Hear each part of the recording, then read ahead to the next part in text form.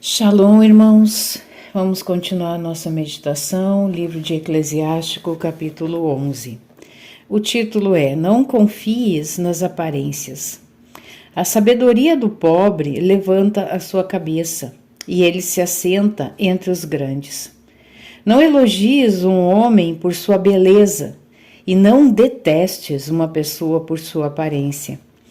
Pequena é a abelha entre os alados, mas o seu produto é o primeiro em doçura. Não te envaideças com as vestes que usas, e não te orgulhes quando te honram. Pois as obras do Senhor são admiráveis, mas aos homens elas são ocultas. Aqui no comentário do livro da Bíblia de Jerusalém diz assim, nesse ocultas: invisíveis, imprevisíveis. Frequentemente, soberanos acabaram na sarjeta e um desconhecido recebeu o diadema. Então, Deus pode tanto levantar alguém quanto derrubar alguém, né? Ele pode exaltar a uns e humilhar a outros. Então, frequentemente, soberanos acabaram na sarjeta, né? Foram humilhados, e um desconhecido recebeu o diadema. Isso me faz lembrar muito da parábola dos convidados, né? Que o dono da festa convidou os seus convidados principais, né? E no dia da festa não apareceram, deram muitas desculpas. Aí ele mandou os seus servos buscarem a todos os que estivessem, né, lá fora e trouxessem para a sua festa, né? Então, é interessante isso, né? Por isso que a gente não tem que confiar em aparência, no fato da pessoa ter poder ou dinheiro, não. É Deus quem eleva e é Deus quem abaixa, né? Ou rebaixa. Frequentemente poderosos foram duramente humilhados e homens célebres foram entregues às mãos de outros. Outro título: reflexão e vagar. Não reproves antes de teres examinado, indaga primeiro e depois julga. Nós temos uma tendência, né, à reprovação muito rápida de alguém. Nós temos que ser sábios nisso, ponderados. Não respondas antes de teres escutado e não intervenhas no meio dos discursos. Não te exaltes por assunto que não te diz respeito e não te intrometas nas querelas dos pecadores. Gente, é tanto conselho maravilhoso, né? Que isso aqui é nosso dia a dia, é a nossa rotina. Filho, não sejam muitos os teus afazeres. Se os multiplicares, não ficarás impune. Mesmo se correres, não alcançarás e não poderás escapar pela fuga. A quem trabalha, cansa-se, se apressa e está cada vez mais para trás. Próximo título: confiança só em Deus. Há fracos que procuram ajuda, carentes de bens e ricos de misérias. Mas o Senhor os observa com benevolência e os reergue de sua miséria. Ele levanta a sua cabeça e muitos se admiram. É como eu falei antes, Deus pode levantar aqueles que são rebaixados, né? Até mesmo diante da sociedade, diante deste mundo, pessoas invisíveis, né? Invisíveis diante dessa sociedade. Deus pode fazer essa pessoa ser honrado junto com os príncipes. Bem e mal, vida e morte, pobreza e riqueza, tudo vem do Senhor, tudo. A sabedoria, a ciência e o conhecimento da lei vem do Senhor. Dele vem o amor e a prática das boas obras. A loucura e as trevas são criadas para os pecadores, para aqueles que se comprazem no mal. O mal acompanha a velhice. O dom do Senhor permanece com os piedosos, ou seja, com os justos, e a sua benevolência os conduzirá para sempre.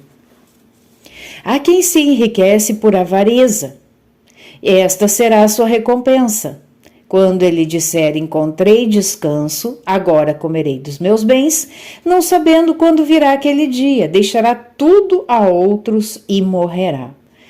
A gente vê muito hoje, né, nessa geração, exatamente isso aqui, né? Muitos enriqueceram por avareza, trabalharam muito, como aqui no verso 10, né? Não sejam muitos teus afazeres, se os multiplicares não ficarás impune, mesmo se correres não alcançarás, não poderás escapar pela fuga. Eu penso que é não escapar da morte, né? Por mais que a gente corra, que a gente acumule bens, todos morrerão, né? A não ser que na chegada do Mashiach, alguns serão transformados em glória, num corpo de glória. Não verão a morte. Mas nesse caso aqui, que eu estava falando dessa geração, pais que trabalharam muito, muito, muito, fizeram muitas fortunas. E hoje nós temos uma geração de herdeiros. Filhos, filhas, herdeiros, né? Usufruindo do trabalho dos pais. De pais que se fatigaram, se cansaram de tanto trabalhar, acumularam bens, não tiveram tempo de valor, né, com a família, só focaram em enriquecer, conseguiram enriquecer, deixaram muitos bens para quem gozar, para quem apreciar desses bens, os filhos, os netos, né? Então, a morte ela vem para todos. Por isso que nós temos que ter equilíbrio. Trabalhar, ganhar o seu dinheiro, mas a vida é mais do que isso. Daí ele cita aqui, né, o livro de Lucas, que vai falar daquele homem. Vamos abrir aqui Lucas 12, 16, 21. Lucas 12, 26, 16, Lucas 12, 16, 21. Diz assim: contou-lhes uma parábola, a terra de um rico produziu muito, ele então refletia, que hei de fazer? Não tenho onde guardar a minha colheita, né? De tanto que colheu, ele já não tinha mais onde guardar.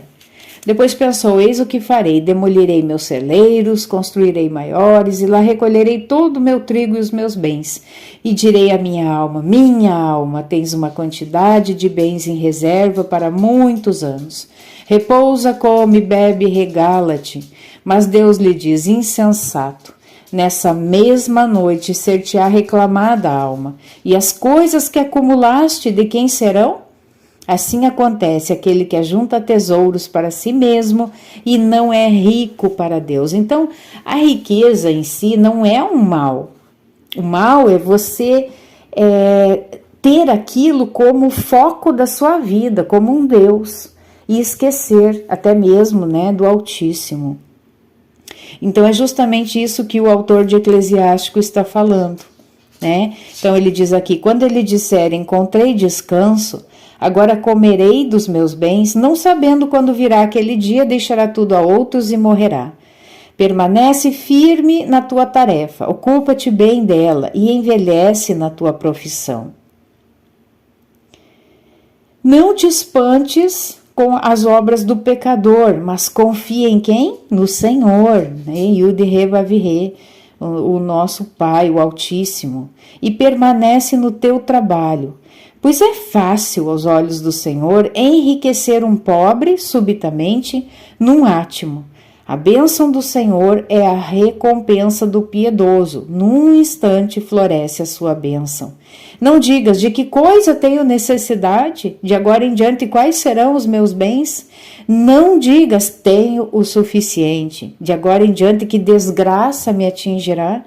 No dia da felicidade, ninguém se lembra dos males, e no dia da desgraça, ninguém se lembra da felicidade.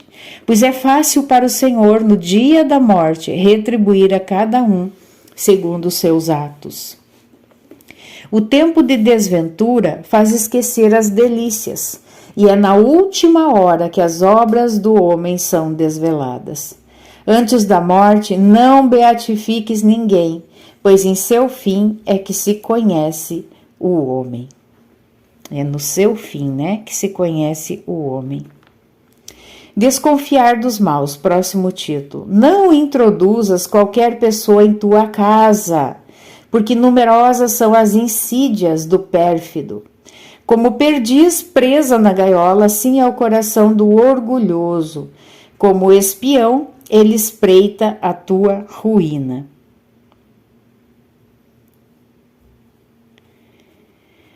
Insidia,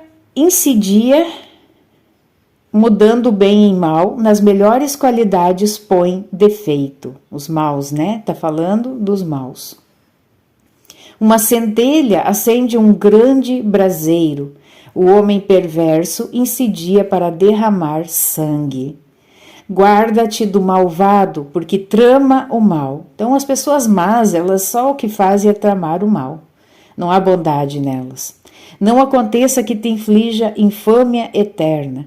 Introduz em casa um estrangeiro e ele transtornar-te-á e te separará dos teus. Aleluia. Né? Então a gente tem que tomar cuidado com quem a gente coloca dentro da nossa casa. Né? A nossa casa é um lugar onde tem que ter muito cuidado, irmãos, muito critério. Muito critério. De preferência, quando vem alguém na casa da gente, um estranho, a gente orar e pedir que aquilo que está naquela pessoa de mal fique do lado de fora da porta da casa, né? Para que Deus dê ordem aos seus anjos para estarem, né, colocando o sangue de Yahushua, Jesus Cristo, nos 4 cantos da nossa casa. Isso é uma petição diária que nós temos que fazer, cercar, pedir ao Altíssimo que cerque a nossa casa com um muro de fogo ao redor. Nós temos que fazer isso, irmãos. Existem recursos espirituais para nós nos protegermos de toda espécie de mal. E nós temos que fazer isso, nós temos que agir, né? Um guerreiro, ele tem que agir, ele tem que ir contra o seu inimigo, tem que ter estratégias contra o inimigo. Amém? Vamos orar então? Pai amado, Pai celestial, nosso Salvador, nosso Redentor, agradecemos pela Tua presença nas nossas vidas, agradecemos por tudo, absolutamente tudo que Tu fazes por nós, porque Tu és o Deus onipotente, onipresente, onisciente. Tu sabes tudo o que acontece em nossa vida, Tu vê aquilo que nós não vemos, Pai. Tu ouve conversas que nós não ouvimos. E então, quando Tu retiras alguém da nossa vida, é porque talvez, né, Tu tenha ouvido algo a nosso respeito que aquela pessoa estava falando, muitas pessoas dissimuladas, pessoas mal intencionadas, que elas não vêm para agregar na nossa vida, mas vêm para destruição. Então, Pai, eu Te agradeço por esse livramento que Tu nos dá. E muitas vezes a gente não entende, muitas vezes a gente fica até triste, né? Porque certas coisas acontecem. Mas, num primeiro momento, podemos não entender, mas depois entenderemos.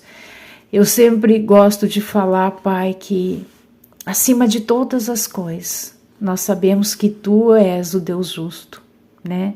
o justo juiz, toda a justiça perfeita está em ti. Em ti não há injustiça, em ti não há sombra de variação. Tudo, absolutamente tudo em ti é perfeito. Nós somos imperfeitos, nós muitas vezes não somos justos, mas tu é. Nos ajuda, Pai, a caminhar nessa justiça, principalmente tendo discernimento espiritual para saber, nas várias circunstâncias da nossa vida, não somente com relação ao lado espiritual, mas nas nossas rotinas, para que a gente possa de antemão sentir que tipo de espírito está naquelas pessoas ao nosso redor, que tipo de intenção aquelas pessoas têm ao se aproximarem de nós. Então, por favor, Pai, faz dá a nós esse discernimento em tudo, absolutamente todos os aspectos da nossa vida. Sabedoria, discernimento espiritual. Eu te agradeço, Pai, porque tu tens sido o nosso provedor, nosso sustentador. Tu tens nos guardado por todos os lados. Tu tens dado ordem aos teus anjos a nosso respeito. Eu te agradeço muito por esse livro de Eclesiástico, por todos os conselhos, inspirados do autor, que são preciosos para as nossas vidas. Por isso que nós temos que meditar, na tua palavra de dia e de noite, para que não venhamos a esquecer dessas pérolas preciosas que estão contidas nas Sagradas Escrituras, conselhos para a nossa rotina, para um bem viver, para sermos cada vez pessoas mais justas, piedosas. Obrigada pelo teu Filho amado, Yahushua Jesus Cristo, pelo sangue precioso que foi derramado naquele madeiro e que está sobre nós, selando as nossas vidas e nos guardando, fazendo distinção entre os que são teus e os que não são.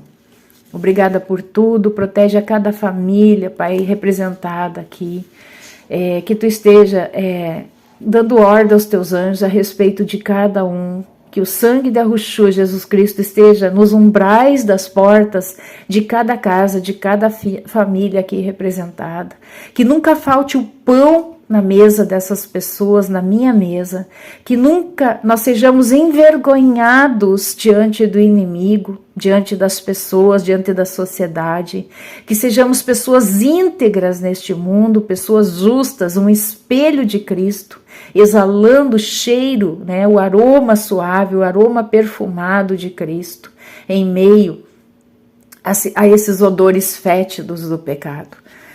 Pai, não para exaltação, para orgulho, para vaidade, mas para fazer a diferença neste mundo.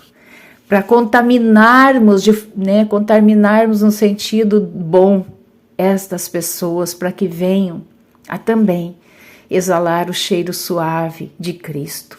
Em nome de Yahushua HaMashiach, aleluia, glórias a ti. Louvado seja o teu nome. Amém e amém.